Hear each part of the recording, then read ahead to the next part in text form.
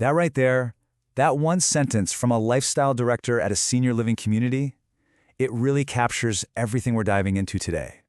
This isn't just about a cute animal, a wagging tail, or a soft purr. It's so much deeper. Hey everyone, today we're exploring that really powerful, almost magical connection between older adults and pets. For so many, it's a huge source of joy, a real sense of purpose. But, and this is a big but, it's a decision that you really have to think through. So let's get into it and see what makes this bond just so special. You know, for a lot of seniors, a pet isn't just a pet, it's a lifeline. I mean, take the story of Elizabeth. She's 64, she'd moved into a retirement community, and was, well, having a tough time staying engaged and active. And then, Stella, a therapy dog, walked through the door. And the change was, like, immediate. Elizabeth started walking Stella, you could see her holding the leash with this huge smile, and that one small thing led to more movement, more engagement in her whole life. It just goes to show a pet can be the reason to get up in the morning, a real defense against that creeping feeling of loneliness. And that feeling, that connection we're talking about, it's not just some fuzzy feel-good idea. It's actually backed by science. The warmth we get from a pet, it translates into real, measurable health benefits. And it affects both our bodies and our minds in some pretty surprising ways. Okay, so what's so fascinating here is how this works on two fronts, the physical and the mental. Physically, studies show that just being around pets can lower your blood pressure and boost your heart health. And of course, if you have a dog, you're getting out there, you're moving more. But then there's the mental and emotional side, which is just as huge. Pets can slash feelings of loneliness and isolation, they lower stress, and they give you a routine. That's a renewed sense of purpose right there. So what is actually happening inside our bodies when we pet an animal? It's pretty incredible, actually. The simple act of stroking a dog or a cat literally lowers cortisol. That's our main stress hormone. But at the same time, it boosts oxytocin. That's the feel-good hormone, the same one that helps bond parents with their babies.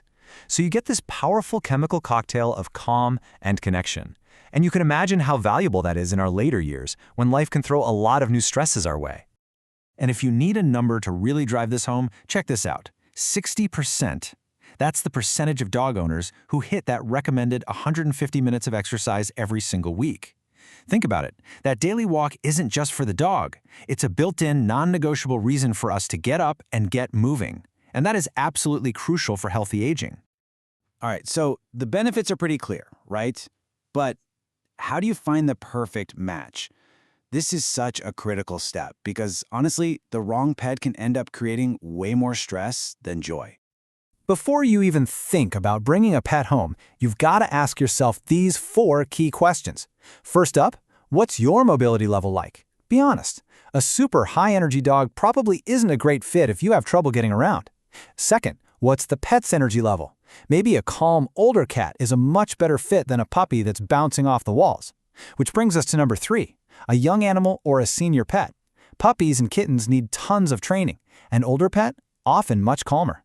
And finally, number 4, what's the financial reality? Let's be real, pets cost money. Food, vet bills, grooming, it all adds up. This little chart here gives you a great snapshot of the options. You've got cats, right? They're pretty independent, they offer a lot of affection but don't need your constant attention. Then there are small dogs, which can be fantastic for more active seniors who love a daily walk. And hey, for someone who just wants a sense of tranquility with almost no hands-on care, you can't beat fish, or even birds, for a bit of sound and entertainment in a small space. Okay, but with all that joy comes some very real responsibility. We have to be realistic here and talk about the challenges that can pop up, especially when it comes to pet ownership in our later years. And this number from the CDC, it's pretty sobering. Over 86,000. That's how many fall-related injuries in the U.S. each year are linked to pets. And here's the really important part. Seniors over 75 have the highest injury rates. It's easy to see how, right? A small dog gets underfoot, or a cat darts out of nowhere, and suddenly, that's a serious tripping hazard. So for seniors and their families, it's super important to keep an eye out for signs that pet care is becoming a struggle. Things like forgetting to feed the pet, having a hard time with walks, or maybe the litter box isn't getting cleaned as often. And look, these aren't signs of failure at all. They're just signals that a little extra help might be needed to keep everyone, human and animal, safe and happy. And the good news is there are so many solutions out there. Family and friends can pitch in. You can hire professional dog walkers or groomers to fill in the gaps. There's even tech, like automatic feeders, that can make daily care way simpler. Some vets even make house calls now. It's all about building that support system to make it work. But what if full-time ownership just isn't in the cards? Does that mean you have to miss out on all these incredible benefits? Absolutely not. And this is a really key takeaway here. You do not have to own a pet to feel its positive effects. There are some fantastic alternatives out there that give you all the companionship without the 24/7 around-the-clock responsibility. Let's look at a couple of them. Animal-assisted therapy is a perfect example. So these are organized programs where specially trained animals come to visit senior communities or homes. And because these animals are screened and trained to be calm and predictable, they're just a really safe and reliable source of comfort and joy. And these programs are especially powerful for seniors dealing with dementia. The presence of a therapy animal can actually reduce agitation and spark some really positive social interaction. It's all the joy of petting a friendly dog or cat with none of the long-term responsibilities of care. And get this for a modern, maybe surprising, alternative, robotic pets. Yeah, you heard me right. These are these incredibly lifelike toy animals that can move, make sounds, and they're being used more and more in memory care.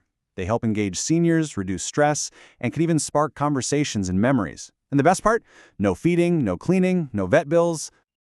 So as we start to wrap this all up, it's pretty clear that this bond between seniors and animals it's incredibly powerful. But it's a balance, right? A balance of pure joy and real-world responsibility. When you look at the whole picture, that balance really comes into focus. On one hand, the joy is just immense. We're talking unconditional love, a true sense of purpose, and health benefits you can actually measure. But on the other hand, the responsibility is just as real. The lifetime cost of a pet can easily top $10,000. There are daily physical demands, and you have to plan for risks, like we talked about with falls. It's all about finding what's right for each person's unique situation. And that really brings us to our final thought. Whether that companionship comes with fur, or feathers, or maybe even microchips, you have to wonder, in our later years, could companionship be the most powerful medicine of all? Thanks for joining us.